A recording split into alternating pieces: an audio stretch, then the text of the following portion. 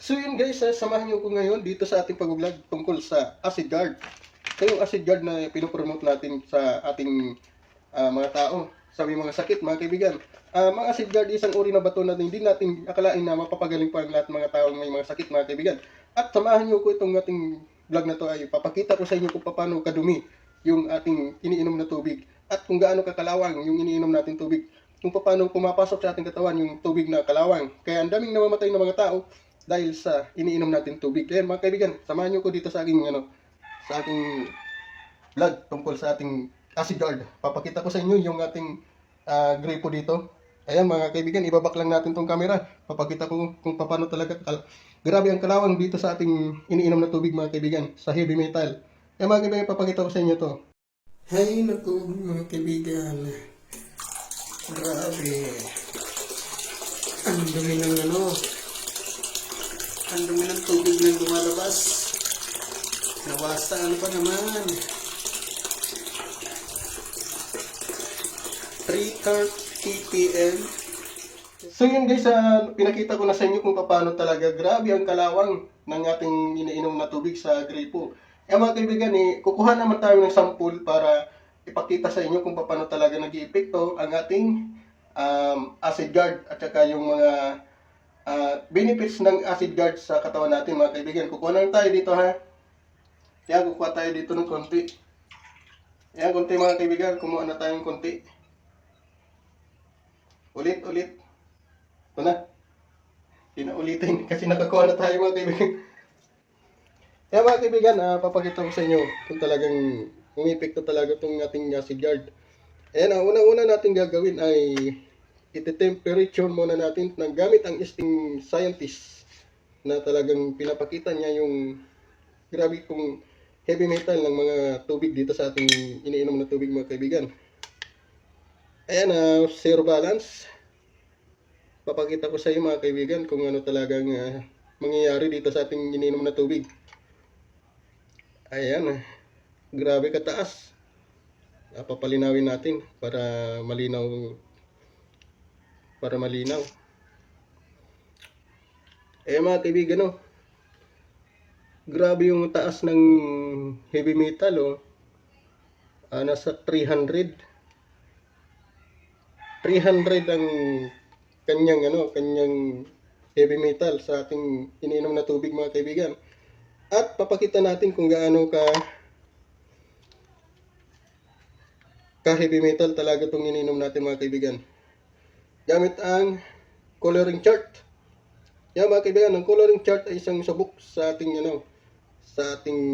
produkto. Kung paano ipakita yung gaano kadumi yung iniinom natin na tubig, mga kaibigan. Yan. Grabe, alkaline din siya, mga kaibigan kasi kulay blue lang, nagkukulay blue siya ay kulay green. Ayan guys, naputol kasi dumating yung order natin sa Shopee. Ayan, mabalik tayo dito sa ating tatalakayin natin dito sa ating acid guard. Ayan mga kaibigan, papakita natin kung talagang grabe ang heavy metal ng iniinom natin dito sa ating sa ating tubig. Kahit mineral pa yan, mga kaibigan, sa gripo. Ito mga kaibigan, kaya kulay green siya, grabe ang kanyang toxic. Acidic pala tayo. Acidic pala yung iniinom ng tubig natin, mga kaibigan. Acidic. Yan. Papasok na rin dito yung ating acid guard. Yan, papakita ko sa inyo, mga kaibigan, kung paano gumagana ang acid guard para maibalik yung alkaline sa ating iniinom na tubig. Yan mga kaibigan, papakita natin yung alkaline, yung acid guard. Malit lang to kasi sample lang itong ating bato na to. Pero itong acid guard ay malalaki. Kapag bumili kayo nito, papakita natin. Ibabalik nila nito yung ating pagka-alkaline ng tubig natin, mga kaibigan. Ayan, papakita natin kung gaano talaga ka-effective yung ating acid guard. Ito yung acid guard ay isang uri ng bato, talagang gawa to ng Panginoon. Yan mga kaibigan, papakita natin to chart.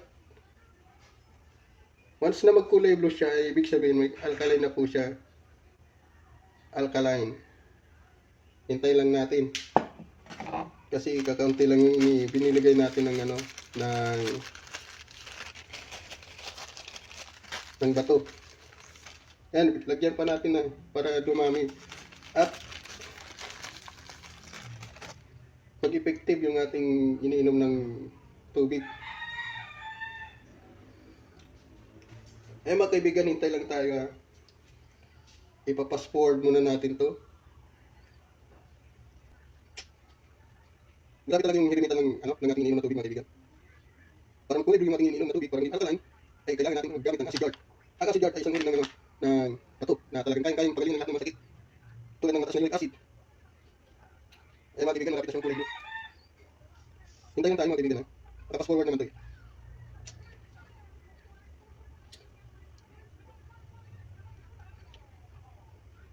Unti-unti na siyang nagiging kulay blue mga kaibigan. Ayan, malapit na siya. Tayo lang tayo.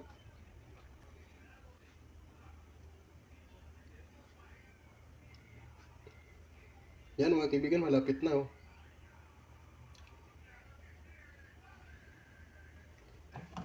Bali, pasok na siya sa alkaline. Yan mga kaibigan, alkaline na po siya. Pwede na po siya inumin.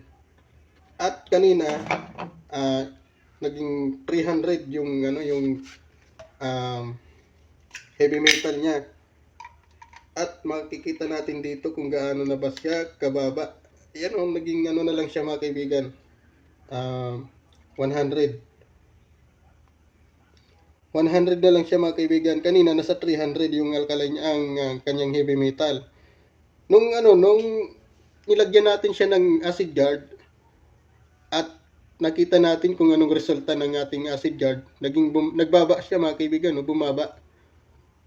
Naging 117 ata to, 117, hindi ko kasi makita dito sa 111, 110.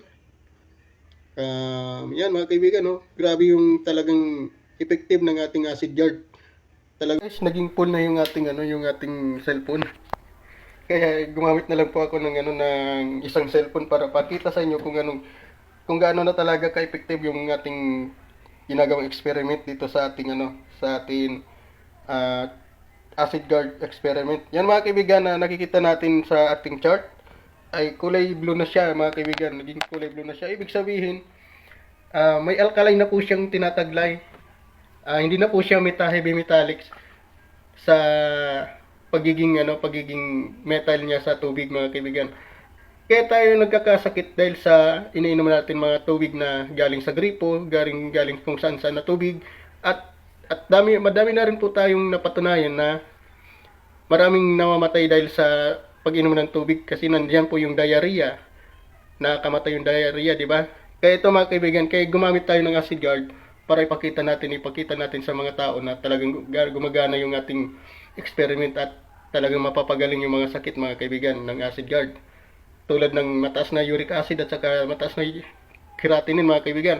Ayan, ibig sabihin nagkulay blue na siya mga kaibigan. Ibig sabihin pasok na po siya kang alkaline. Sa alkaline na po siya mga kaibigan. Kanina nandito po siya kulay green. Ayan mga kaibigan, talagang acidic yung ating iniinom kanina.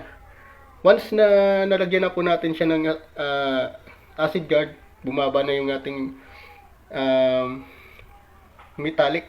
heavy metallic sa tubig mga kaibigan. Ayan, pasensya na kayo kasi nalubat na yung ating isang cellphone, kaya ito naman yung ating ginamit mga kaibigan. Ayan mga kaibigan, ito na, nagtatapos na yung ating pag-experiment ng ating acid guard. Papakita uli natin kung gaano kababa na ngayon. Ayan mga kaibigan, bumaba na lang siyang nasa 100 na lang. Kisa kanina nasa 300 yung ating heavy metal mga kaibigan. Yan, nilagyan natin siya ng acid guard, yung bato. Kapag umorder po kayo dito sa akin, hindi po to yung talagang main na bato yung pang-sample lang po to, pero ito talaga malalaking bato. Malalaki po siya, mga ganito kalaki. Ito pang-sample lang po to. At meron tayo ditong ano, coloring chart para pakita na talagang grabe yung heavy metal ng ating iniinom na tubig, mga kaibigan. Yeah, mga kaibigan, maraming salamat sa iyo dyan. At thank you very much. Kung nga pala si Kajani TV, support na lang ating page, si Kajani TV. Yan, mga kaibigan.